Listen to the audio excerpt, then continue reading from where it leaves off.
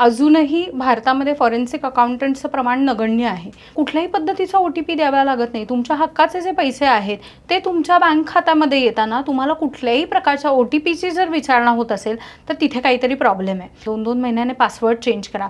त्यावेळेला strong password ठेवायची, password अगदी नित्यनेमाने चेंज करायची सवयही लावून घ्या. जनरली पासवर्ड हे कुठल्याही व्हॉट्सॲप मेसेजेसमधनं, टेक्स्ट मेसेजेसमधनं, माझ्या घरातल्या कुणाला तरी लॉग इन करायचं आहे म्हणून दिला आहे, किंवा बऱ्याचदा लोक आजकाल इन्स्टा किंवा FBचे, फेसबुक मेटाचे डायरेक्ट मेसेजेस वापरतात, त्याच्यावरही पासवर्ड लिहून आपल्या परिचिताला देतात. हे करणं पहिल्यांदा टाळा. पण मला मुंबईमधले पोलीस कॉल करत असतील तर पहिल्यांदा मी तर तो कॉल अटेंड करणारच नाही. पोलीस अशा पद्धतीने काम कधीच करत नाही, कॉल करतच नाही. त्यांना जे काही सांगायचं आहे ते काहीतरी खूप गंभीर असेल तर ते तुमच्या डोअर स्टेपवर येतील आणि तुमच्याशी बोलतील. त्याच्यामुळे पहिल्यांदा कुणीतरी तुम्हाला मी CBI ED या एजन्सीजमधनं तर लोक अजिबात फोन करत नाही.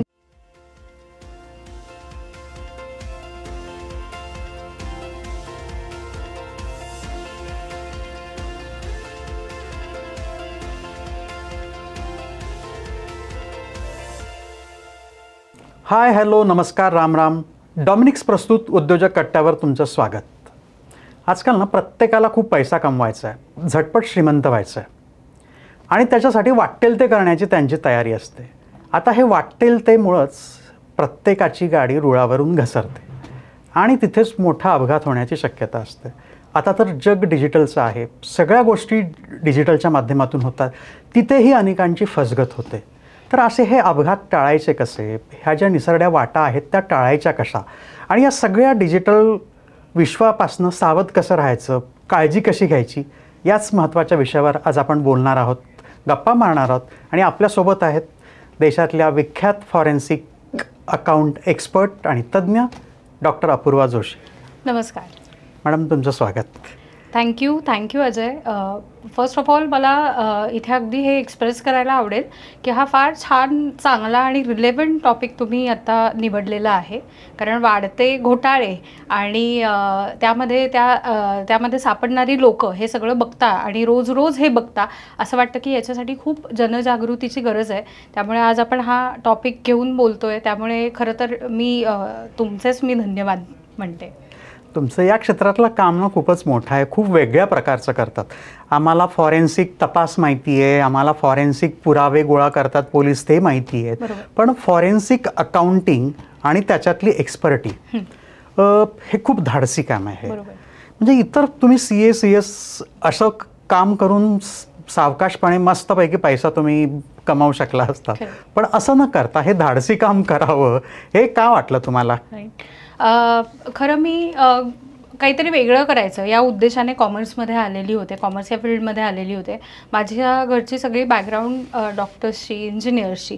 सो मला काहीतरी वेगळं करायचं होतं. सो तो काळ होता 2003-04चा, ज्या वेळेला इतकं सोशल मीडिया नव्हतं, इतका अवेअरनेस नव्हता, करिअर काउन्सिलिंग नव्हती.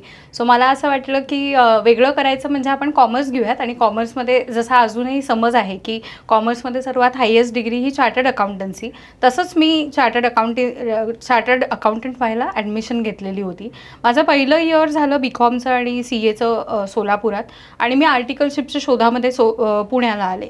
त्यावेळेला आमच्यासाठी अगदी महत्त्वाची वेबसाईट होती ती moneycontrol.com, जे अजूनही लोक खूप अगदी चवीने पाहतात. शेअर्सच्या प्राइसेस, कंपन्यांची माहिती, त्यांच्यावरती आलेली ॲलिगेशन्स, हे सगळं पाहतात.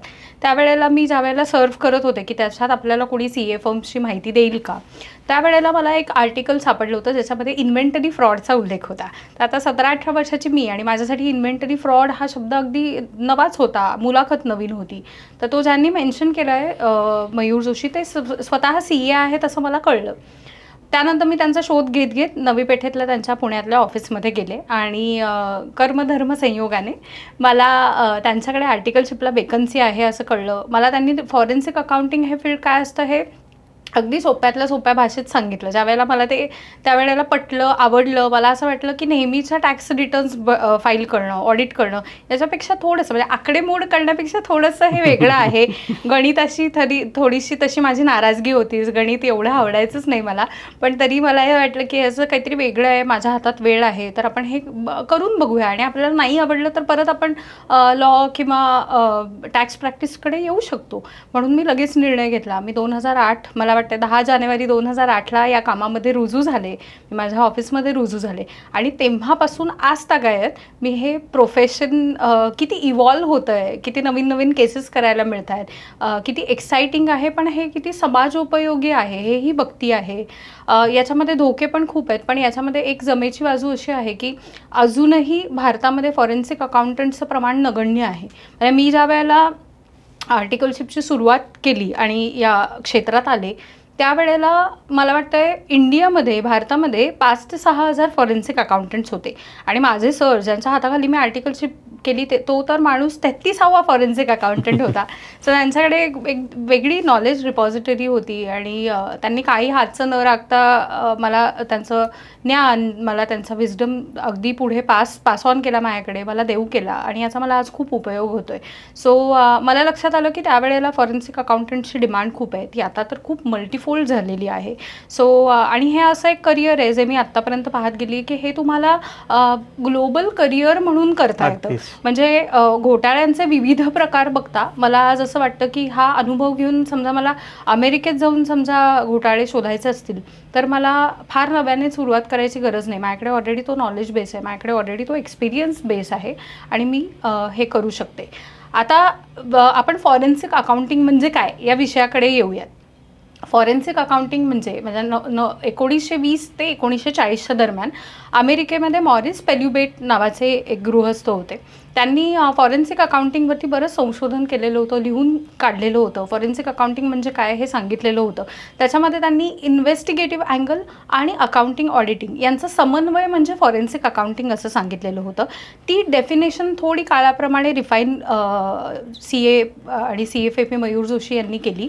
त्याच्यामध्ये आता टेक्नॉलॉजी हा अँगल ॲड केला. म्हणजे इन्व्हेस्टिगेटिव्ह स्किल्स, अकाउंटिंगचं नॉलेज आणि टेक्नॉलॉजीचं नॉलेज या सर्वांचा समन्वय जिथे होतो तिथे फॉरेन्सिक अकाउंटिंग किंवा फॉरेन्सिक अकाउंटंटचं काम सुरू होतं. फॉरेन्सिक अकाउंटंट्सना मराठीत न्यायवैद्यक लेखापरीक्षक म्हणतात. सो आपण सिम्पली फॉरेन्सिक अकाउंटंट म्हणूया. हे मराठीत सोपं आहे, हे सोपं आहे. That's true. सो आणि माझं अजून एक फार इंटरेस्टिंग ऑब्झर्वेशन होतं या सगळ्यांमध्ये. ह्या 15 ते 16 वर्षामध्ये काम करताना मी जेवढे घोटाळे पाहिले, जेवढे अभ्यासले, त्यामध्ये मराठी माणसाचा टक्का इन्व्हेस्टिगेटिव्ह या अँगलनी की इन्व्हेस्टिगेशन करणारा मराठी माणूस ह्या निमित्ताने मराठी माणसाचा टक्का खूप मोठा आहे. त्याच्यामुळे मला ह्या अजून एक मोटिवेटर असा होता की आपण अशा प्रकारचे फॉरेन्सिक अकाउंटंट्स घडवू ज्यांची नावं किंवा मराठी माणसाचं नाव हे घोटाळे करण्यामध्ये नाही तर घोटाळे शोधण्यामध्ये येईल आणि हे मला करायचं आहे, ही माझी इच्छा आहे. त्यामुळे मी अगदी या क्षेत्रामध्ये पाय रोवून उभी आहे. अगदी तुम्ही पाय रोवून उभे आहात आणि त्या पद्धतीने तुम्ही काम पण करताय. पण आता नेमकं फॉरेन्सिक अकाउंट हे घोटाळे शोधणं हे खूपच रोमांचक आहे त्या मनाने. नाहीतर तुम्ही जसं म्हणालात की आकडेमोड करणं हे कसं कंटाळवाणं काम आहे, पण त्यातनं नेमकं शोधणं हे किती अवघड असतं आणि तुम्हाला तो घोटाळा दिसतो कसा. बरोबर. सो वेगवेगळ्या पद्धतीच्या केसेस असतात. म्हणजे आता मी माझी सुरुवातीची केस सांगते आणि त्याच्याबरोबर काळानुरूप काय काय केसेस बदलल्या आणि आकड्यांच्या पलीकडे जाऊन हे कसं काम आहे हे मी इथे नक्की नमूद करते.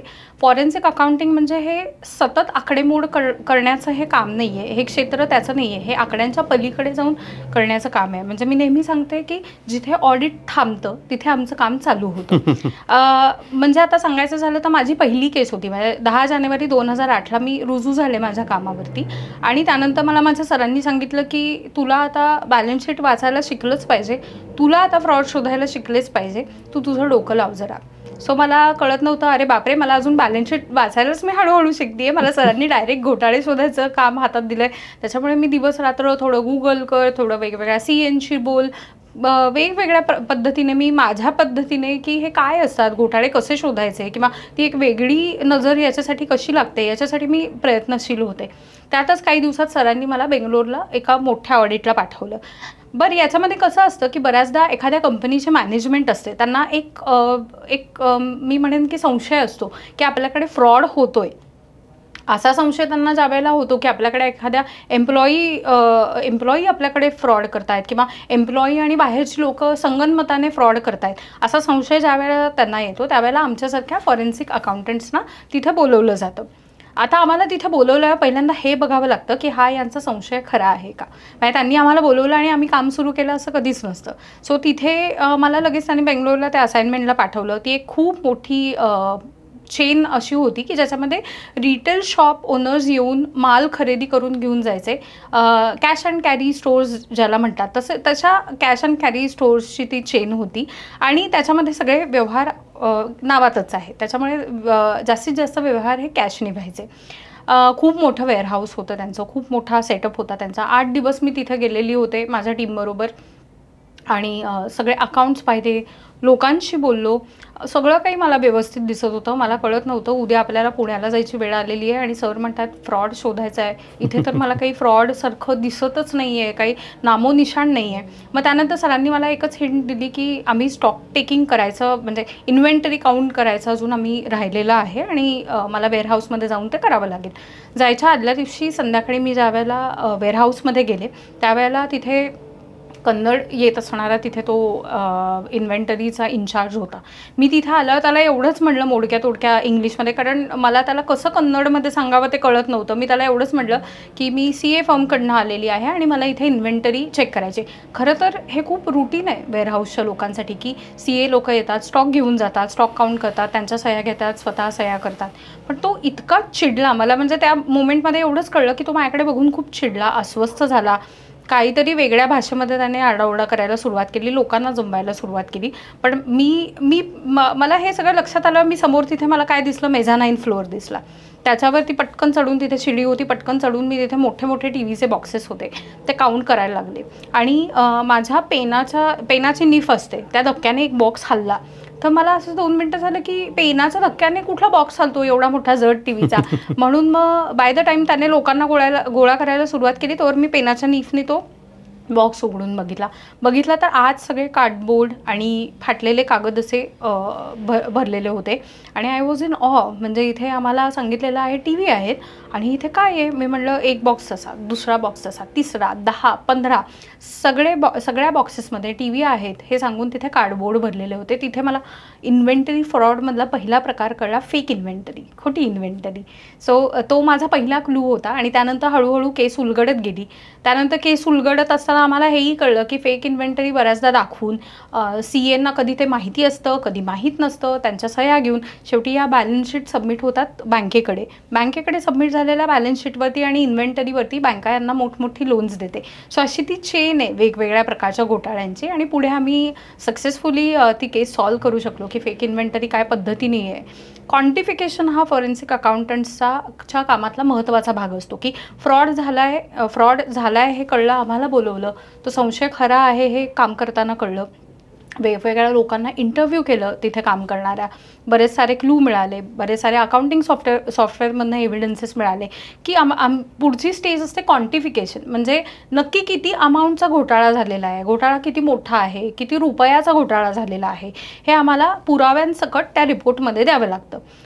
पुढचं रिपोर्ट ज्यावेळेला आमचा सबमिट होतो त्यावेळेला हे मॅनेजमेंटवरती अवलंबून असतं की मॅनेजमेंटला त्या लोकांना शिक्षा करायची आहे का, कोण कोण इन्व्हॉल्ड होतं या सगळ्या प्रोसेसमध्ये, त्या लोकांना शिक्षा कोर्टात जाऊन करायची आहे का. कोर्टात जाऊन करायची असेल तर आमचा पुढचा टप्पा येतो लिटिगेशन सपोर्ट.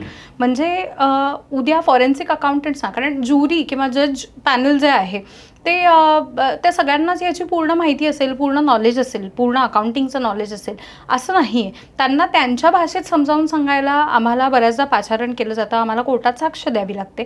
त्याला आम्ही लिटिगेशन सपोर्ट म्हणतो. सो एक झाला इन्व्हेस्टिगेटिव्ह अँगल, एक झाला टेक्नॉलॉजी समजून घेऊन त्या पद्धतीने इन्व्हेस्टिगेशन करणारा अँगल, एक तुम्हाला अकाउंटिंग ऑडिटिंगची बॅकग्राऊंड लागते, त्याच्यामध्ये तुम्ही काम केलं असावं मगच बॅलन्स शीट करणार आणि मगच कुठे फ्रॉड झाला आहे तो करणार. आणि लास्ट अँगल येतो तो लिटिगेशन सपोर्ट, की तुम्हाला सोप्यातल्या सोप्या शब्दात कायद्याच्या भाषेत एव्हिडन्सेस देऊन ज्युरीजना समजावता आलं पाहिजे की हा कसा झाला, हा कुठून सुरुवात झाली या घोटाळ्याची, हा कुठे शेवट होतोय आणि किती अमाऊंट इन्वॉल्ड आहे.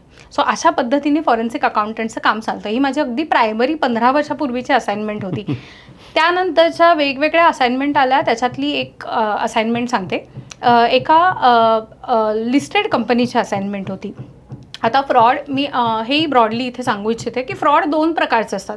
2 कॅटेगरीजमध्ये ते विभागले जातात. एक असते fraud for the company, fraud for the company आणि fraud against the company. Fraud against the company हे जनरली एम्प्लॉईज, बाहेरची लोकं, वेंडर्स अशी सगळी लोकं मिळून करतात. फ्रॉड फॉर द कंपनी हे बऱ्याचदा आम्ही बघितलेलं आहे की एखादी कंपनी जर लिस्टेड असेल, एखाद्या कंपनीला बँकांकडनं मोठं लोन मिळवायचं असेल तर बॅलन्स शीट किंवा त्या पद्धतीची डॉक्युमेंट्स ही खोटी बनवली जातात. आणि अशा प्रकारचे घोटाळे हे जनरली मॅनेजमेंट किंवा प्रमोटर करतं. सो ज्या वेळेला fraud for the company management करते त्यावेळेला आम्हाला एजन्सीज, गव्हर्नमेंट एजन्सीज अपॉइंट करतात अशा घोटाळ्यांमध्ये इन्व्हेस्टिगेट करायला. पण फ्रॉड अगेन्स्ट द कंपनी ज्या वेळेला झाला असेल त्यावेळेला हा मॅनेजमेंटचा कॉल असतो, डिसिजन असतो की ते कुठल्या प्रकारच्या फॉरेन्सिक अकाउंटंट्सना याच्यामध्ये इन्व्हॉल्व करणार आहेत आणि काय पद्धतीचा मॅन्डेट देणार आहेत त्यांना.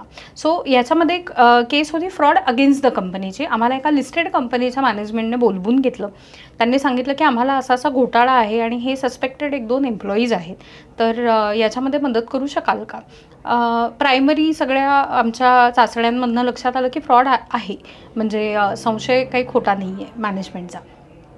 ज्या वेळेला आम्ही कॉम्प्युटर फॉरेन्सिक नावाची एक लाईन आहे आमच्या सगळ्या कामामध्ये, त्यावेळेला आम्हाला कॉम्प्युटर फॉरेन्सिक म्हणजे ज्याला ई-डिस्कवरी असंही म्हणलं जातं, हे आम्ही करायचं ठरवलं. त्यामध्ये एम्प्लॉई त्यावेळेला तिथे कार्यरत होता. एम्प्लॉईचा लॅपटॉप आणि एम्प्लॉई जो मोबाईल वापरतो तो ताब्यात घेण्यात आला.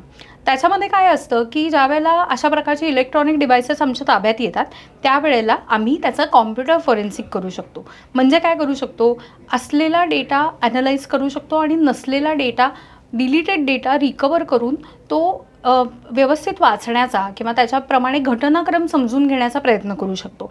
हे ज्या वेळेला आम्ही काम केलं, कॉम्प्युटर फॉरेन्सिकचं काम ज्या वेळेला केलं त्यावेळेला काही महत्त्वपूर्ण त्याच्यातनं गोष्टी बाहेर आल्या. त्या म्हणजे कशा होत्या की एम्प्लॉईने मेसेजेसचा बॅकअप, टेक्स्ट मेसेजेसचा बॅकअप ऑलरेडी याच्यावरती घेऊन ठेवला होता लॅपटॉपवरती. तो आम्हाला सगळा मिळालेला होता. त्याच्यातनं त्याच्या फायनान्शियल्सची आम्हाला पूर्ण माहिती तिथे मिळाली की काय प्रकारचे डेबिट्स झाली आहेत, काय प्रकारचे क्रेडिट झाले आहेत, कारण तिथे त्याने बॅकअपच घेऊन ठेवला होता. दुसरी गोष्ट, ऑफिशियल ईमेल आय डीवरती त्याने बँक स्टेटमेंट्स मागवून घेतलेली होती. बँकेला ऑफिशियल ईमेल आय डी दिलेला होता, त्याच्यामुळे बँकेने इकडे पाठवलेली होती, त्याच्यामुळे आम्हाला ती ॲनालाइज करता आली. स्वतःचीच नाही, स्वतःच्या बायकोची पण. त्याच्यामुळे आम्हाला हे लक्षात आलं की त्याने बायकोच्या नावावरती त्याच्याच वेंडरकडनं त्याला बायकोला रेग्युलरली 1.5 लाख रुपये महिन्याला येत आहेत सॅलरी म्हणून.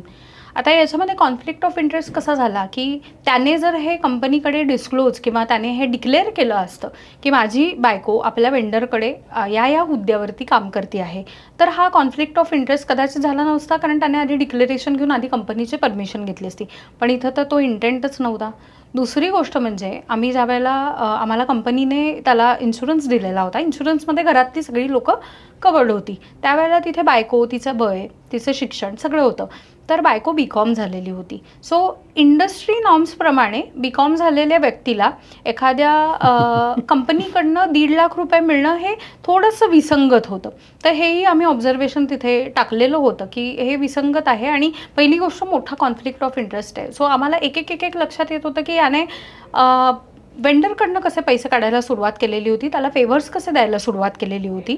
तिथे त्या ग्राउंड्सवरती म्हणजे तिथे आणि अशा बऱ्याच ग्राउंड्सवरती त्यावेळेला त्याला पकडलं. त्यावेळेला मग आउट ऑफ कोर्ट सेटलमेंट करून त्याच्याकडनं जेवढी रक्कम त्याने वेंडरकडनं लाच म्हणून घेतलेली आहे अशा पद्धतीने ती रिकवर केली आणि त्याला मग पुढे कंपनीच्या बाहेर काढलं, म्हणजे कंपनी बाहेर काढलं. सो अशा प्रकारेही बऱ्याच असाइनमेंट असतात. आता अशाच एका लिस्टेड कंपनीने आम्हाला ऑडिट कमिटीकडे विसल ब्लोअर कंप्लेंट आलेली होती. म्हणजे विसल ब्लोअर म्हणजे शेवटी काय की कुणीतरी ऑडिट कमिटीकडे शेअर होल्डरनी आणि कंपनीमधल्याच कुणीतरी तक्रार केलेली होती की आपल्या पर्चेसच्या डिपार्टमेंटमध्ये गैरव्यवहार चाललेला आहे, म्हणजे पैसे खाल्ले जात आहेत आणि कंपनी मोठी रेप्युटेड होती. त्यावेळेला आम्ही तिथं गेलो. आम्हाला नंतर लक्षात आलं की विसल ब्लोअर आणि विसल ब्लोअर कंप्लेंटच खोटी आहे. सो ही अँगल आम्ही बघितलेले आहेत, तपासलेले आहेत.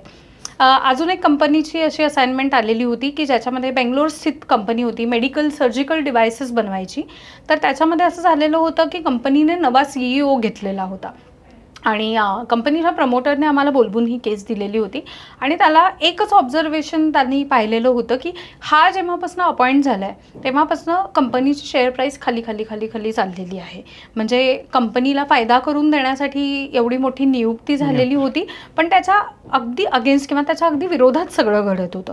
ज्यावेळेला आम्ही थोडंसं कम्प्युटर फॉरेन्सिक आणि बाकीच्या सगळ्या गोष्टी इंटरव्ह्यू करून ॲनलाईज करून पाहिल्या तर CEOने इकडे कुठलेही डिक्लेरेशन न देता आधीच्या सगळ्या कंपनीबरोबर स्वतःचे व्यवहार चालू ठेवले होते. तिथेही तो डायरेक्टर म्हणून पोस्टवरती होता आणि या कंपनीचे बिडिंगचे डिटेल्स, IP डिटेल म्हणजे ज्याला आपण इंटेलेक्च्युअल प्रॉपर्टी म्हणतो, याचे सगळ्याचे डिटेल्स तो आधीच्या मालकांना पुरवायचा आणि हे सर्रास चाललेलं होतं. त्याच्यामुळे ही लोकं जे काय बिडिंग करणार आहेत त्याच्या आधीच दुसऱ्या कंपनीचं, कॉम्पिटिटर कंपनीचं बिडिंग हे लोअर प्राइसेसना व्हायचं आणि शक्यता त्याच्यामुळे जास्त होत होती. रादर यांच्याकडचे कस्टमर्स जवळजवळ बाहेरच्या कंपनीकडे वळवले जात होते. सो अशा प्रकारचेही गैरव्यवहार होतात ज्यांना आम्ही लाईटमध्ये आणायचं काम करतो आणि त्या पद्धतीने मग कंपनी प्रमोटर पुढे त्यांच्यावरती ॲक्शन घेऊ शकते. जसे वेगवेगळ्या पद्धतीच्या केसेस बघितल्या आहेत. इव्हॉल्व होताना टेक्नॉलॉजी आणि या सगळ्याबरोबर इव्हॉल्व होताना काय पद्धतीचे गैरव्यवहार समोर येत आहेत हे आम्हाला अनुभवायला मिळालेलं आहे. हे तर खूपच थ्रिलिंग आहे. म्हणजे एवढे अनुभव आहेत की OTTवर एखादी सिरीज तुम्ही काढू शकता आणि निघू शकता याच्यावर. हे सगळं करत असताना याच्यात धोके काय असतात? ॲज एकतर मुलगी म्हणून तुमची टीम असते का आणि मुलगी म्हणून असं काही वेगळं तुम्हाला अनुभव आला का? कारण हे खूप थ्रिलिंग आहे. म्हणजे एवढे घोटाळे शोधणं, बघणं, त्या लोकांना काउंटर करणं, या सगळ्या लोकांची हे किती जोखीम असते याच्यामध्ये? सो आता इथे मी 2 प्रकारचे अँगल इथे देऊ इच्छिते की भारतामध्ये मुलगी फॉरेन्सिक अकाउंटंट म्हणून काम करताना उलट खूप प्लस सायन्स आहे त्याची. आता किती असतील म्हणजे महाराष्ट्रात किंवा आपण महाराष्ट्राचा विचार केला तर? मला असं वाटतं, मी आधी तुम्हाला देशाची सांगते, देशभरात 1 लाखभर फॉरेन्सिक अकाउंटंट नक्की आज मितीला असतील. त्याच्यातला बायकांचा टक्का हा 10 ते 20% नक्की असेल. महाराष्ट्रात म्हणाल, महाराष्ट्रात मुंबई हे फायनान्शियल कॅपिटल आहे, बँका आहेत, नॉन बँकिंग फायनान्स कंपनीज आहेत, इन्व्हेस्टर्स बरेच मुंबईमध्ये आहेत. अशा ठिकाणी बँकांमध्ये रिस्क कंटेनमेंट युनिट किंवा फ्रॉड कंटेनमेंट युनिट किंवा अशा प्रकारचे युनिट्स असतात ज्याच्यामध्ये बायकांचं प्रमाण आजकाल, वुमन एम्प्लॉईजचं प्रमाण आजकाल वाढतं आहे. तर मी टोटल पॉप्युलेशनच्या हे नक्की सांगू शकेन की लाखभर फॉरेन्सिक अकाउंटंट्स जर असतील तर त्यातल्या 20% नक्की महिला आहेत. सो ही प्रगती काही डिकेड्सनी झालेली आहे, ही फार चांगली गोष्ट आहे. आता याच्यामध्ये मी ज्या वेळेला एखाद्या कंपनीचा भाग म्हणून काम करते त्यावेळेला मला बरंच प्रोटेक्शन आहे. कारण भारतामध्ये काम करताना खूप बरेच सारे नियम किंवा लॉ किंवा कायदे हे बायकांच्या साईडने आहेत. त्याच्यामुळे डायरेक्ट तुम्हाला कोणीतरी येऊन तुम्हाला धमकी देऊन जाईल किंवा 4 चौघात तुम्हाला काहीतरी बोलेल किंवा तुमचं काही ते वाकडच करतो म्हणून जाईल असे जनरली असे किस्से घडत नाही. रादर मला नेहमी असं एक टीम म्हणून, फॉरेन्सिक अकाउंटंट हा एक टीमचा पार्ट असतो, एक टीम म्हणून काम करत असतो. त्यावेळेला माझी टीम ही बरीच जबाबदारी स्वतः घेते. म्हणजे माझे कधी नंबर्स बाहेर दिले गेलेले आहेत किंवा डायरेक्ट कोऑर्डिनेट्स बाहेर दिले गेलेले आहेत असं जनरली होत नाही. कुठल्याही एन्क्वायरीचा फोन आलेला असतो त्यावेळेला तो माझा मेल कधी पहिल्यांदा अटेंड करतो आणि त्याची CVRity काय आहे, मी हे डील करायचं आहे का हे बघून तो ते माझ्यापर्यंत आणतो. रादर त्यामुळे मला एक टीम, एखाद्या कंपनीचा टीम म्हणून एक भाग म्हणून काम करताना उलट मला खूप प्रोटेक्टिव्ह वाटतं. भारतामधले कायदे हे बरेच महिलांच्या साईडने किंवा बाजूने असल्यामुळे ते एक प्रोटेक्शन आहे, हे पण खूप दिलासावर्धक आहे. आणि पण तोच एक मी दुसरा वेगळा अनुभव सांगते की एका कंपनीमध्ये माझी कंपनी मर्ज करण्याच्या आधी मी एक इंडिव्हिज्युअल किंवा एंटरप्रेन्युअर म्हणून काम करत होते.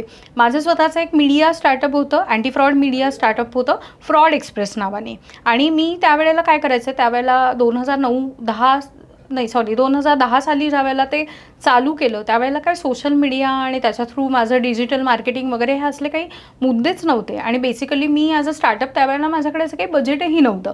3 मुलींनी चालू केलेलं हे स्टार्टअप होतं. त्यामुळे मग मी काय करायचं, मी फ्री मीडिया पार्टनरशिप असो कॅम्प किंवा CII अशा फोरम्सना मी हे करायचे, द्यायचे. फ्री मीडिया पार्टनरशिपमुळे काय व्हायचं की त्यांचं कुठलंही पॅनल असेल तर त्याच्या साईडला ज्यावेळेला स्टँडी किंवा मार्केटिंग मटेरियल कुठलं आहे त्या ह्याच्यात फ्रॉड एक्सप्रेसचा लोगो नाव जायचं आणि लोकांना नेहमी फ्रॉड एक्सप्रेस असं म्हटल्यानंतर असं वाटायचं हे काय आहे. आणि ही लोकं यायची माझ्यापर्यंत, म्हणजे हे काय आहे. बऱ्याचदा ते तिथे रिसेप्शनवर विचारायचे की काय आहे, what is this fraud express. आणि ती लोकं शेवटी माझ्याकडे रिडायरेक्ट करायची. ही लोकं मला विचारायला यायची की व्हॉट आर यू डुईंग किंवा काय नवीन आहे. तर त्यावेळेला मला लक्षात यायचं ज्या वेळेला मी as a single forensic accountant or a woman forensic accountant म्हणून लोकांसमोर प्रोजेक्ट व्हायचे, त्यावेळेला तशी मी वयाने लहान होते. त्यावेळेला माझा एखादा मेल काउंटर पार्ट असेल तर तो जाऊन जेवढ्या पद्धतीने कन्व्हिन्स करेल किंवा त्याला जितकी पटकन असाइनमेंट मिळेल तितकी पटकन असाइनमेंट मला मिळत नव्हती. कारण पुढच्या ग्रे हेअर फॉरेन्सिक अकाउंटंटच्या किंवा कंपनी रिप्रेझेंटेटिव्हच्या डोक्यात यायचं, अरे ही तर अजून खूप कॉलेजमधली मुलगी वाटते, ही करू शकेल का, घोटाळे शोधू शकेल काही. So exactly. सो मला हे एक्सप्रेशन त्यांच्या चेहऱ्यावरती दिसायचे. सो मला असं वाटतं की एखादं काम माझा मेल काउंटर पार्ट जर एका ट्रायनी करू शकत असेल तर मला त्याच्यासाठी 5 किंवा 10 ट्राय करावे लागायचे. मला माझी क्रेडिबिलिटी स्थापन करताना किंवा क्रेडिबिलिटी दाखवताना मला विशेष गोष्टी कराव्या लागायच्या. म्हणजे की मी समजा तुमच्या एखाद्या ड्यू डिलिजन्स असाइनमेंटवर काम करून देते तर ह्याच्यात मी अजून एक ॲड ऑन सर्व्हिस देईन. किंवा मी माझा टॅट म्हणजे मला एखादी केस मिळाली आणि माझा रिपोर्ट द्यायचा जर वेळ, ज्याला टर्न अराउंड टाईम आपण म्हणतो, तो जर 1 आठवडा असेल तर मी ट्राय करायचं की दिवस रात्र काम करून मी 4 दिवसात तो रिपोर्ट देईन. सो दॅट ती क्रेडिबिलिटी स्थापित होईल. ज्या ज्या छोट्या छोट्या गोष्टी लागतील किंवा आउट ऑफ द वे जाऊन जे जे मला करता येईल त्या गोष्टी मी डेफिनेटली स्वतः as an entrepreneur anti fraud professional म्हणून स्वतःला एस्टॅब्लिश करायला केलेल्या आहेत. सो मला हे नक्की माहिती की माझा male colleague X amount of effort टाकत असेल तर माझ्यासाठी मला स्वतःला as a woman forensic accountant म्हणून 3x or 5x एफर्ट्स मला तिथे द्यावे लागायचे. सो ही झाली एका सोल प्रोफेशनलची कहाणी. पण Wien you are a part of a bigger team त्यावेळेला मी नेहमी असं बघितलेलं आहे की तुम्हाला एक चांगल्या प्रकारचं प्रोटेक्शन आहे. बऱ्याचदा मी असंही बघितलेलं आहे की मी माझ्या बॉसला समजा अकंपनी केलं एखाद्या केसच्या डिस्कशनला, तर तिथे जर बसलेली मॅनेजमेंटमधली बाई असेल तर she intends to talk to me. म्हणजे तिला असं वाटतं की ओके यांच्याबरोबर कोणीतरी महिला प्रोफेशनल आलेली आहे, आपण हिच्याशी आधी सेपरेट बोलून पाहावं किंवा आपण हिला अजून 4 गोष्टी सांगाव्या म्हणजे आपल्याला नक्की काहीतरी सोल्युशन मिळेल. सो हाही एक चांगला अँगल मी ह्याच्यामध्ये बघितलेला आहे. सो प्रोज पण आहेत, कॉन्स पण आहेत. असं आहे. दुसरा या सगळ्या याच्यातला महत्त्वाचा भाग आहे तो म्हणजे डिजिटल व्यवहार करताना घ्यायची काळजी. म्हणजे माझाच अनुभव सांगतो. परवाच आता आपण बोलताना पण मी तुम्हाला सांगितलं की एक फोन आला अचानक आणि मी CBI मधनं बोलतोय, तुम्ही काहीतरी घोटाळा केला आहे आणि असं तसं तो मला सांगायला लागला. आता मला थोडी आयडिया होती त्याच्यामुळे मी सावध झालो आणि लगेच त्याला बंद केलं. तर हे पण असे अनुभव खूप येतात लोकांना. डिजिटल अरेस्टचं पण खूप सध्या गाजतंय, बरंच लिहिलं पण जात आहे. पंतप्रधानांनी पण त्यांच्या मन की बातमध्ये उल्लेख केला होता. तर ह्या सगळ्या असे जे घोटाळे आहेत त्या घोटाळ्यात अडकायचं खूप शक्यता लोकांची असते. तर हे टाळायचं कसं?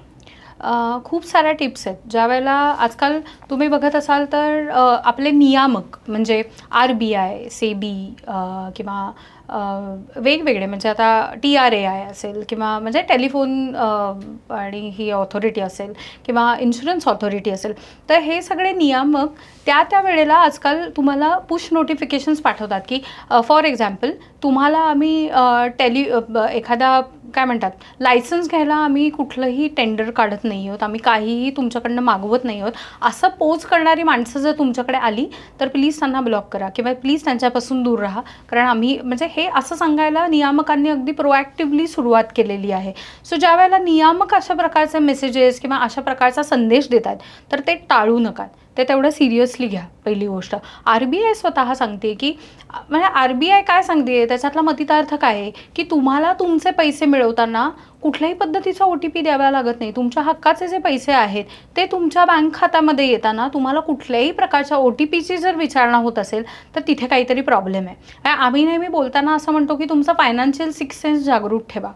थोडंसं स्लो डाऊन करा, थोडासा फायनान्शियल सिक्स सेन्स जागृत ठेवा, की तुम्हाला अचानक म्हणजे तुमच्याकडे एखादं क्रेडिट कार्ड जस्ट डिलिव्हर झालं एखाद्या बँकेचं, तर ते तुम्हाला जाऊन ॲक्टिवेट करायचं असतं. त्याच्या स्टेप्सही त्या सगळ्या पॅम्पलेट्स आणि त्या ह्याच्यामध्ये लिहिलेल्या असतात, त्याच्याबरोबर जे काही आलेलं असतं ते तुम्हाला करायचं आहे. तुम्हाला अचानक पुढून फोन येत असेल की तुमचं क्रेडिट कार्डची शेवटची डिजिट्सही आहेत आणि आता ते ॲक्टिवेट करायला तुम्हाला OTP आला असेल तर द्या, तर हा फोन पहिल्यांदा बंद करा आणि ब्लॉक करा.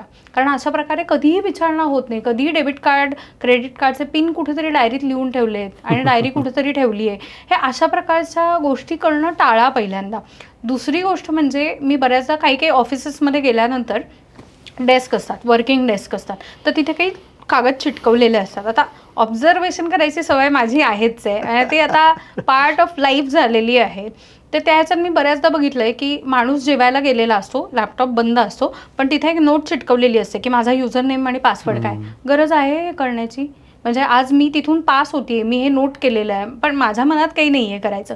पण एखाद्या व्यक्तीच्या मनात काही असेल, त्याने तुमचे कुठले क्रेडेन्शियल बाहेर कुठे पास ऑन केले, कुठे काही केलं, तर तुम्ही किती धोक्यात येऊ शकता. तुमचं स्वतःचं डिव्हाइस कसं वापरलं जाऊ शकतं, कुठल्या कारणासाठी वापरलं जाऊ शकतं, हे तुम्हाला कळणारही नाही. त्यामुळे शक्यतो लिहून ठेवणं बंद करा. ज्यावेळेला तुम्हाला बँक सांगते की 3-3 महिन्याने 2-2 महिन्याने पासवर्ड चेंज करा, त्यावेळेला स्ट्रॉंग पासवर्ड ठेवायची, पासवर्ड अगदी नित्यनेमाने चेंज करायची सवयही लावून घ्या. जनरली पासवर्ड हे कुठल्याही व्हॉट्सॲप मेसेजेसमधनं, टेक्स्ट मेसेजेसमधनं, माझ्या घरातल्या कुणाला तरी लॉग इन करायचं आहे म्हणून दिला आहे, किंवा बऱ्याचदा लोक आजकाल इन्स्टा किंवा FBचे, फेसबुक मेटाचे डायरेक्ट मेसेजेस वापरतात, त्याच्यावरही पासवर्ड लिहून आपल्या परिचिताला देतात. हे करणं पहिल्यांदा टाळा. दुसरी गोष्ट म्हणजे डिजिटल अरेस्ट. डिजिटल अरेस्ट हा अत्यंत गंभीर स्वरूपाचा गुन्हा आता बनत चाललेला आहे. तर ह्याच्यासाठी एक दोन महत्त्वाच्या गोष्टी लक्षात ठेवा. त्या म्हणजे कुठल्याही तुमचं स्टेट सोडून कुठल्याही वेगळ्या स्टेटमधला पोलीस हा तुम्हाला कॉल करूच शकत नाही. He is not authorise to do that. पोलिसांचं काम आधी समजून घ्या. तुमच्याही आता महाराष्ट्रातनं की मी आता बसली आहे पुण्यात, पण मला मुंबईमधले पोलीस कॉल करत असतील तर पहिल्यांदा मी तर तो कॉल अटेंड करणारच नाही. पोलीस अशा पद्धतीने काम कधीच करत नाही, कॉल करतच नाही. त्यांना जे काही सांगायचं आहे ते काहीतरी खूप गंभीर असेल तर ते तुमच्या डोअर स्टेपवर येतील आणि तुमच्याशी बोलतील. त्याच्यामुळे पहिल्यांदा कुणीतरी तुम्हाला मी CBI ED या एजन्सीजमधनं तर लोक अजिबात फोन करत नाहीत. हे अगदी पहिल्यांदा ही खूणगाठ बांधून ठेवा. तुम्हाला असा फोन आला की पहिल्यांदा तो बंद, ब्लॉक, रिपोर्ट, स्पॅम. 1930 आणि 1930 हा गव्हर्नमेंटने दिलेला नंबर आहे, त्याच्यावरती फोन करून हे रिपोर्ट करा की मला या नंबरवरनं असं बोलणारा माणसाचा कॉल आलेला होता आणि हा मला हॅरॅसमेंट दिसते, हा मला स्पॅम आहे हे कळतं आहे आणि तो ब्लॉक करा, त्याच्यावरती ॲक्शन घ्या. हे प्रोॲक्टिव्हली करायला लागा. cybercrime.gov.in हे पोर्टल आहे, त्याच्यावरती तुमच्या कंप्लेंट्स काय असतील त्या नोंदवा.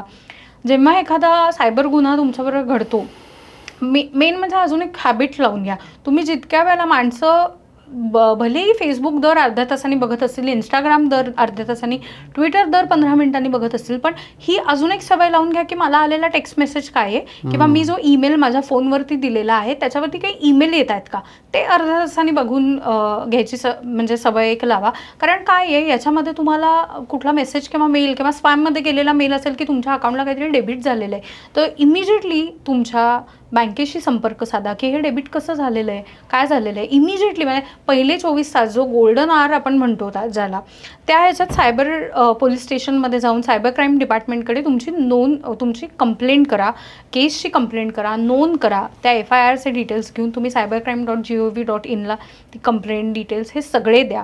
1930ला हे सांगा.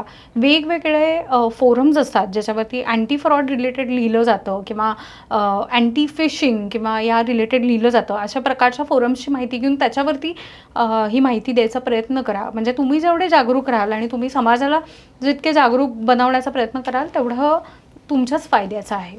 So coming to again parcel fraud हे खूप मोठा एक प्रॉब्लेम आपल्या समोर झालेला आहे की फेडेक्समधनं मी बोलतोय, मी तुमच्या खाली इथे मला सिक्युरिटीने अडवलेलं आहे आणि तुमच्या नावाचं पार्सल आहे.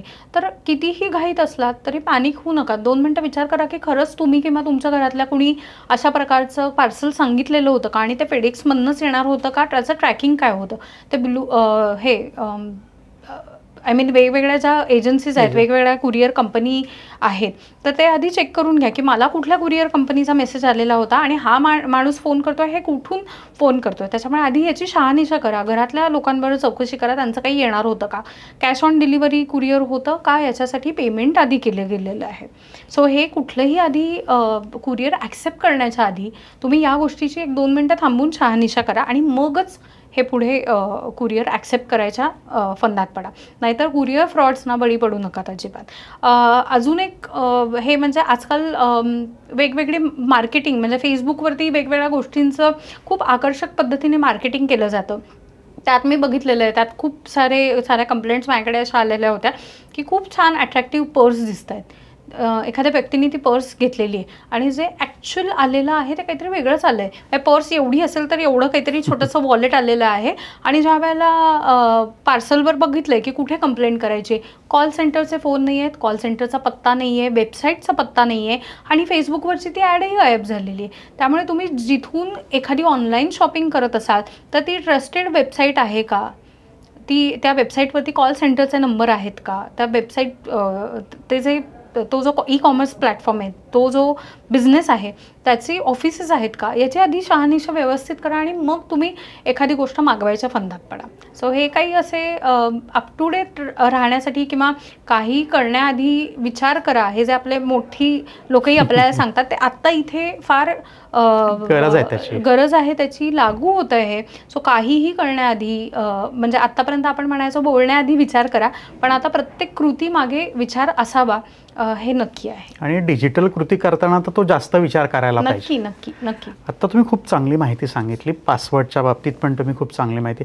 आता नेहमी हा प्रश्न असतो ना, एवढे पासवर्ड झालेले असतात, म्हणजे PC ओपन करण्यापासून ते आपल्या सगळ्या बँक अकाउंट्सचे, सोशल मीडियाचे, तर हे पासवर्ड मॅनेज करायचं काही टेक्निक आहे, कुठे ठेवायला पाहिजेत, काय नेमकं करायला पाहिजे? सो पासवर्ड मॅनेज करणारी म्हणजे आता तुम्ही समजा ॲपल फोन वापरत असाल तर पासवर्ड मॅनेज करणारे काही ट्रस्टेड टूल्स आहेत की ज्याच्यामध्ये तुम्ही, आणि ती लॉक करता येईल, म्हणजे 2 फॅक्टर ऑथेंटिफिकेशन सगळीकडेच वापरा. तसं ही पण अशा पद्धतीची काही हे आहेत, काय म्हणतात, ॲप्स आहेत जी तुम्हाला पहिल्यांदा ॲप, आणि अजून एक म्हणजे कुठलंही ॲप डाउनलोड करताना त्याचे रिव्ह्यू वाचा की हे कुठलं गडबड ॲप नाही आहे ना. सो पासवर्ड मॅनेज करणारी काही चांगली ॲप्स असतात जी तुम्हाला मॅकबुक किंवा मॅक सिस्टीमवरती पण मिळतील, ॲपलवरती पण मिळतील. अशा चांगल्या ॲप्सचा उपयोग करायचा प्रयत्न करा ज्याच्यामध्ये तुम्ही कुठल्या दिवशी कुठल्या डिव्हाइसवरती काय पासवर्ड, मेटा असेल, ट्विटर असेल, जीमेलची आपल्याकडे आजकाल बरीच अकाउंट्स असतात, वेगवेगळ्या अकाउंटची तुम्ही काय पासवर्ड चेंज केलेले आहेत हे तिथे ठेवा. ते पासवर्ड मॅनेजर जो आहे तोही लॉक ठेवा, सो दॅट जेणेकरून तो पासवर्ड मॅनेजरचा ॲक्सेस हा फक्त आणि फक्त तुमच्याकडे असेल. त्यालाही 2 फॅक्टर ऑथेंटिफिकेशन ठेवा, म्हणजे तुम्हाला त्या पद्धतीने व्यवस्थित तुमचे पासवर्ड्स मॉनिटर करता येतील. गुगल ड्राईव्हवर ठेवणं सेफ आहे या? गुगल इज स्टील सेफ, कारण Google drive most of the लोक त्याच्यावर आजकाल नक्कीच प्रेफर करतात. गुगल ड्राईव्हवरती तुम्ही ठेवू शकता. गुगल आहे अजून सेफ, जीमेल अजून आहे सेफ, प्रोव्हायडेड जीमेलचा पासवर्ड तुम्ही इकडे तिकडे जर फिरवला नसेल आणि जीमेलचा पासवर्ड सोपा ठेवला नसेल तर गुगल ड्राईव्हवरती ठेवायला काहीच हरकत नाही आहे.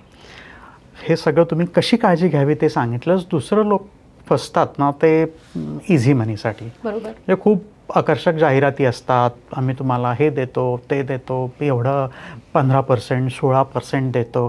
तर हे सगळं करताना, असे व्यवहार करताना किती काळजी घेतली पाहिजे? म्हणजे लोकांना तुम्ही काय सांगाल की असा पैसे मिळवण्याचा असा शॉर्टकट मार्ग असतो का, किंवा मग या शॉर्टकटच्या ह्याच्यापायी आपण जसं म्हटलं लोक घसरतात किंवा मुद्दाम कमी वेळात जास्त पैसा आणि हे सगळं याला बळी पडतात आणि मग घोटाळ्यांमध्ये अटकतात? बरोबर. सो अशा घोटाळ्यांचा जो प्रकार असतो ना की ज्याच्यामध्ये लोकांना आमिष दाखवून फसवलं जातं त्याला आमच्या भाषेमध्ये पॉन्झी स्कीम किंवा MLM, multi level marketing frauds पण म्हणतात. सो पॉन्झी स्कीममध्ये जनरली काय असतं की पहिली गोष्ट ही पण एक खूणगाठ बांधून ठेवायची की यश किंवा सक्सेस याला कुठलेही शॉर्टकट नाही आहेत. You have to do your hard work, you have to put in all your efforts sincerely. दुसरी गोष्ट म्हणजे पैसा मिळवण्यालाही शॉर्टकट नाही आहे. सो एका गोष्टीचा विचार करा की SBI किंवा HDFC म्हणजे प्रायव्हेट बँका, PSUs अशा बँका जर तुम्हाला FDवरती 7 ते 8% इंटरेस्ट रेट आत्ता देऊ करतायत आत्ताच्या घडीला. तर असं बँका सोडून असा कोण माणूस किंवा कोण कंपनी तयार झाली आहे की जे तुम्हाला 20% आणि 25%, 30% रिटर्न देऊ इच्छित आहेत? कसे यांच्याकडे पैसे येणार कसे आणि हे तुम्हाला असे रिटर्न देणार कसे? सो नियामकच जिथे नियम करतायत की किती टक्के इंटरेस्ट, रेट ऑफ इंटरेस्ट किंवा रेट ऑफ रिटर्न द्यायला पाहिजेत FDजवरती, किंवा शेअर मार्केटमध्ये जरी तुम्ही गेलात तरी शेअर मार्केटवरती जर तुम्हाला चांगलं नॉलेज असेल, तुम्हाला ती ग्रीप असेल, शेअर मार्केट तुम्ही दररोज ट्रॅक करत असाल, तुम्ही अगदी डिसेंटली 10, 15, 20% रिटर्न नक्की कमवू शकता जर तुमचा तो अभ्यास असेल तर. पण जिथे बँका हे देऊ शकत नाही आहेत, जिथे बाकी कोणी देऊ शकत नाही, तिथे कुठली व्यक्ती ही उठून आलेली आहे जी तुम्हाला 20-25% देते, याचा विचार तुम्ही खूप व्यवस्थित पद्धतीने डोळसपणे करावा. पहिली गोष्ट म्हणजे, कारण पॉन्झी स्कीम ह्या शेवटी कशा मोठ्या होतात की ज्या पॉन्झी स्कीम बेसिकली याला का म्हणलं जातं की याच्यामध्ये लाखो हजारो इन्व्हेस्टर्स एका वेळेला गुंतवणूक टाकतात आणि बुडतात. कारण काय होतं, कॉन्फिडन्स बिल्डिंगसाठी, म्हणजे त्यांचा ह्या गुंतवणुकीवरती कॉन्फिडन्स आणण्यासाठी त्यांना सुरुवातीला रिटर्न किंवा परतावा 1-2 महिने नक्की मिळतात. आणि त्यानंतर मग परतावा मिळणं बंद झालं म्हणल्यानंतर ही लोक जागरूक होतात की काहीतरी गडबड आहे. 3ऱ्या महिन्यात 4थ्या महिन्यात आपल्याला का रिटर्न आला नाही, 4थ्या 5व्या महिन्यामध्ये आपल्याला परतावा का आला नाही, आणि मग तो चेस चालू होतो की ही कंपनी तर म्हणत होती आता या बाईचा किंवा बाबाचा नंबर लागत नाही आहे, आता ईमेल ID वरती मेल पाठवली तर बाउन्स होत आहेत, आता मी यांना कुठून पकडू. जी लोकं तुम्ही पाहिलेली नाही आहेत, ज्यांच्याशी तुम्ही बोललेला नाही आहेत, त्यांनी कुठला तरी एक टेलिग्राम ग्रुप तयार केला आहे किंवा व्हॉट्सॲप ग्रुप तयार केला आहे, त्याच्यात तुम्ही इन्व्हेस्टर म्हणून जॉईन झालात आणि तिथे तुम्हाला कुठला तरी इन्व्हेस्टमेंटच्या टिप मिळतात. हे सगळं खूप शेडी आहे. आता याच्यातलं मी अजून एक तुम्हाला प्रकार काय होतो ते सांगेन. मी माझ्या सकाळमध्ये जो कॉलम लिहिते, सदर लिहिते, त्याच्यामध्येही सांगितलेला होता की काही फेमस इन्फ्लुएन्सर आहे, त्यांचे चेहरे, त्यांचे फोटो वापरून ओव्हरनाईट वेगवेगळे फेसबुकमध्ये किंवा मेटा किंवा इवन ट्विटरवरती ॲड्स अशा किंवा पेरल्या जात आहेत. आणि एखाद्या फेमस इन्फ्लुएन्सरचा चेहरा बघितल्यानंतर कुठल्याही माणसाला पटकन असं वाटतं, अरे हा यांचाच ग्रुप आहे, यांनी टेलिग्राम ग्रुपवर जॉईन व्हायची लिंक दिलेली आहे, नंबर दिला आहे, चला म्हणजे ह्या बाई किंवा ह्या बाबा टिप देणार असेल तर आपलं तर आयुष्य अगदी बंद, आणि आपण लगेच या टिप्सचा फायदा करून घेऊयात, आपण हे रिटर्न्स करून घेऊयात. पण खरं सांगायचं तर या इन्फ्लुएन्सरनाही माहिती नसतं की त्यांच्या नावाने बऱ्याचदा काय चालू आहे. मध्ये सेबीने त्यांना दणका दिला म्हणून ही लोकं आता पब्लिकमध्ये येऊन जाहीर सांगतात की आम्ही असे कुठलेही ग्रुप किंवा आम्ही असे कुठलेही कॉल द्यायला असे कुठलेही ग्रुप तयार केलेले नाही आहेत. अशा प्रकारच्या ॲडव्हर्टाईजमेंट येत असेल तर याच्यावरती विश्वास ठेवू नका. पण बाय द टाईम त्यांनी हे पब्लिकमध्ये येऊन सांगितलं तोपर्यंत लाखो लोक अशा प्रकारच्या स्कीम्सना भुललेली होती, अशा आमिषाला बळी पडलेली होती. त्यामुळे अशा प्रकारचे ज्या वेळेला तुम्हाला एखादी शेडी ॲडव्हर्टाईजमेंट दिसते त्यावेळेला त्याच्यावर क्लिक करण्याच्या आधी किंवा त्यांचे कुठले तरी ग्रुप जॉईन करण्याआधी विचार करा की ह्याच्यामध्ये किती तथ्य आहे. आणि इतका मोठा झाला इन्फ्लुएन्सरला खरंच फेसबुक किंवा हे मार्केट करण्याची गरज आहे की माझं जॉईनिंग फी इतकी आहे. आणि मध्ये मला एक केस आलेली होती ज्याच्यामध्ये एक डॉक्टर अडकलेले होते आणि त्याच्यामध्ये त्यांनी म्हणजे ज्यांनी फसवलेलं होतं त्यांनी एक ॲग्रीमेंट या लोकांकडनं करून घेतलेलं होतं की तुम्हाला जो तुमच्या ॲपवरती प्रॉफिट दिसेल त्याच्यावरचा 20 ते 30% प्रॉफिट आमचा. आणि या डॉक्टरनी गुंतवले होते 20 लाख रुपये, त्याचे झाले 1 कोटी रुपये असं त्या ॲपवरती दिसत होतं. आणि काढून कुठे घेता येतात, कारण त्यांनी सांगितलेलं होतं यातले 20 लाख आधी आम्हाला आमचे ॲग्रीमेंटप्रमाणे जमा झाल्याशिवाय आम्ही तुम्हाला उरलेला प्रॉफिट देणारच नाही आहे, म्हणजे अजून 20 लाख भरा. बरं ते माझ्याकडे आले आणि मी त्यांना सांगितलं अशा प्रकारची कुठली ॲग्रीमेंट, हे सगळं किती फेक आहे. हे सांगितल्यानंतर त्यांनी लागलीच तो ग्रुप एक्झिट केला, पण तोवर ते 20-25 लाख बुडवून बसलेले होते. त्यामुळे ह्या सगळ्याचा खूप डोळस पद्धतीने विचार करा. याच्यामध्ये बोलण्याच्या आधी कधीतरी तुमच्या टॅक्स कन्सल्टंटशी बोला, कधीतरी तुमच्या आर्थिक सल्लागार तुमचे जे आहेत त्यांच्याशी बोला की मला अमुक इतकी रक्कम ह्याच्यात टाकावीशी वाटती आहे, तर हे तुम्हाला काय वाटतंय, तिथे त्यांचा सल्ला घ्या ना. ती तुमची लोकं आहेत, ते तुमचं रिटर्न, तुमचं ऑडिट कितीतरी वर्षापासून करतात, तर त्या कुठेही पुढे जाण्याआधी 1 रुपयाही गुंतवण्याआधी अशा लोकांचा सल्ला आधी घ्या.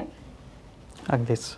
म्हणजे तुम्ही जे सांगितलं ते आपण जी म्हण आहे ना की बोलून विचार करण्यापेक्षा विचार करून तुम्ही बोला, तसंच कुठलीही डिजिटल कृती करताना आधी खूप वेळा विचार करा आणि मगच ती कृती करा.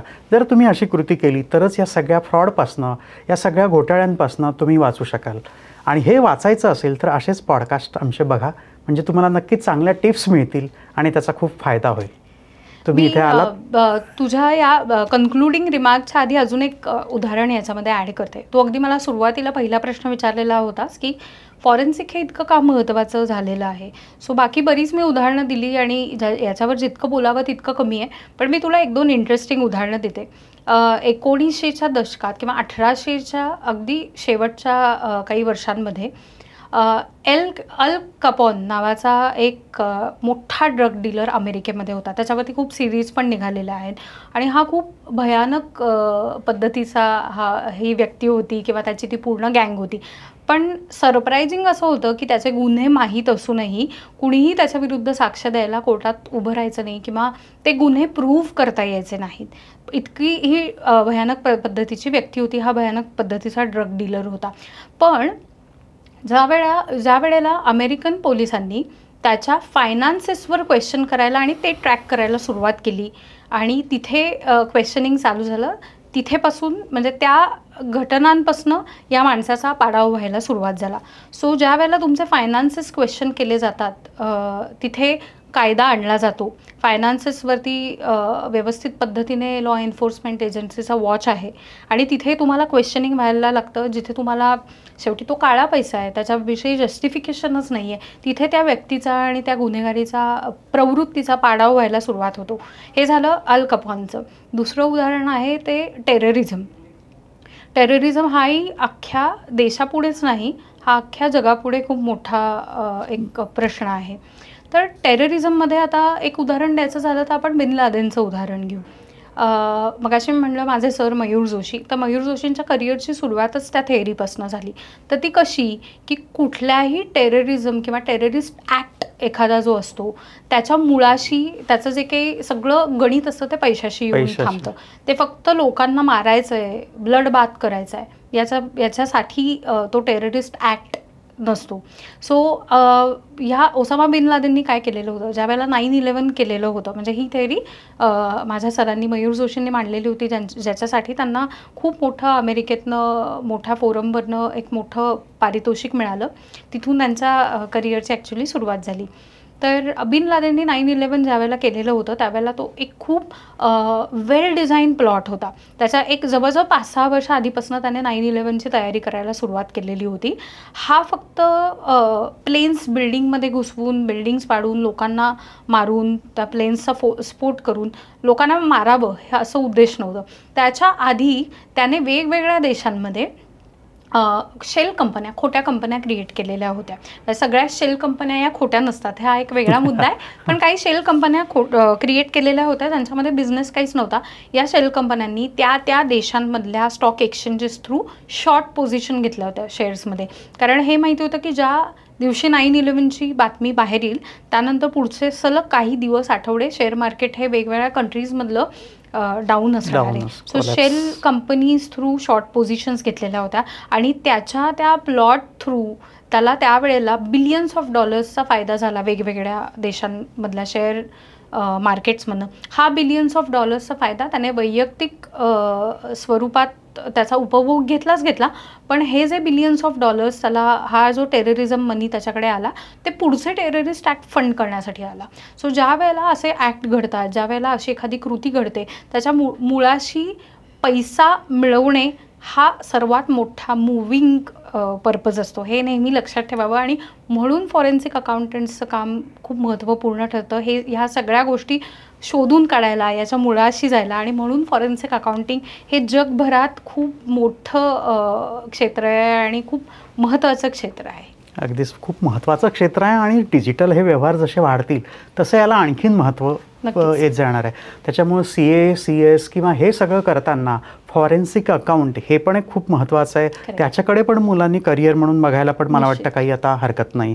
त्याच्यात चांगलं ज्याला थ्रिल आणि एन्जॉय म्हणतो, कामातला आनंद आहे, हे सगळंच तुम्हाला त्याच्यातनं घेता येऊ शकतं. आता ज्या वेळेला तुम्ही करिअर म्हणता त्यावेळेला मला अजून एक इथे सांगायला आवडेल की मी ज्या वेळेला आर्टिकलशिप करत होते त्यावेळेला मी या क्षेत्रात येण्याचं कारण हे होतं की मी भारतातली इंडिया फॉरेन्सिक नावाची जी इन्स्टिट्यूट आहे ही पायोनियरिंग इन्स्टिट्यूट आहे. कारण यांनी भारतात पहिल्यांदा 2003 ते 2005 सालामध्ये तेव्हापासनं पुढे certified anti money laundering expert, certified forensic accounting professional, certified bank forensic accountant आणि अशा प्रकारचे विविध क्षेत्रातले असे टेक्नॉलॉजी फॉरेन्सिक किंवा ह्या पद्धतीचे वेगवेगळे कोर्सेस त्यांनी भारतामध्ये इंट्रोड्यूस केले.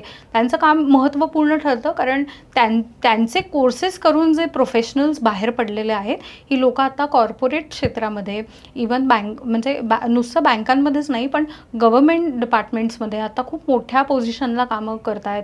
फ्रॉड्स घडल्यानंतर काय असं नाही पण फ्रॉड घडू नयेत याच्यासाठी प्रिव्हेंटिव्ह बेसिसवरती पण खूप चांगलं काम करतात. आणि हळूहळू इंडिया फॉरेन्सिकने Deccan Education Society Pune University किंवा आपली पुणे युनिव्हर्सिटी यांच्याबरोबरही अगदी स्टुडंट लेवलपर्यंत हे नॉलेज दिलं गेलं पाहिजे या उद्देशाने काही चांगली सर्टिफिकेशन सुरू केलेली आहेत. तर स्टुडंट्सनी प्रोफेशनल्सनी ज्या लोकांना या क्षेत्रात यायचं आहे करिअर करायचं आहे त्यांनी एक या क्षेत्राची तोंड ओळख आणि आपल्या देशात काय घडतं आहे आणि त्याच्याशी रिलेटेड फॉरेन्सिक अकाउंटिंग किंवा त्याच्याशी रिलेटेड फ्रॉड्स हे कसे शोधले जातात आणि नियम काय आहेत कायदे काय आहेत याच्यासाठी अशा प्रकारची सर्टिफिकेशन्स करणं खूप महत्त्वपूर्ण आहे. त्यांनी या सर्टिफिकेशन्सचा नक्की लाभ घ्यावा. नक्कीच. म्हणजे तुम्ही घोटाळे कसे होतात ते सांगितलं, घोटाळे का होतात ते सांगितलं, घोटाळ्यांपासून कसं वाचायचं ते सांगितलं आणि घोटाळ्यांचा शोध घेण्यासाठी करिअर म्हणून काय करायला पाहिजे ते पण तुम्ही सांगितलं. म्हणजे या सगळ्या अराउंड आपण आज उद्योजक कट्ट्यावर गप्पा मारल्या. तुम्ही इथे आलात आणि ही खूप अतिशय चांगली उपयुक्त माहिती आम्हाला दिली त्याबद्दल तुमचे खूप खूप धन्यवाद. धन्यवाद. धन्यवाद अजय. आणि तुमच्या या उपक्रमाला माझे खूप म्हणजे खूप ऑल द बेस्ट म्हणते मी या उपक्रमासाठी.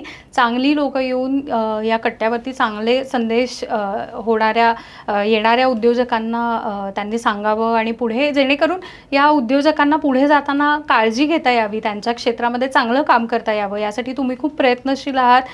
चांगली लोकं तुमच्या या उपक्रमाशी जोडली जावी याच्यासाठी खूप शुभेच्छा. नक्कीच असंच तुमचं प्रेम आणि पाठिंबा आम्हाला मिळावा ही आमची आशा आहे. खूप खूप धन्यवाद. आणि अशाच उद्योजक कट्ट्यासाठी बघत राहा यशस्वी उद्योजक आणि या चॅनलला सबस्क्राईब करा, लाईक करा कारण तुमचं एक लाईक एक सबस्क्रायबर्स तुमचं करणं हे आमच्या सगळ्या टीमची एनर्जी उत्साह वाढवणारा असतो आणि अशाच नव्या गोष्टी करण्यासाठी आम्हाला पण त्याच्यातनं प्रोत्साहन मिळतं. धन्यवाद.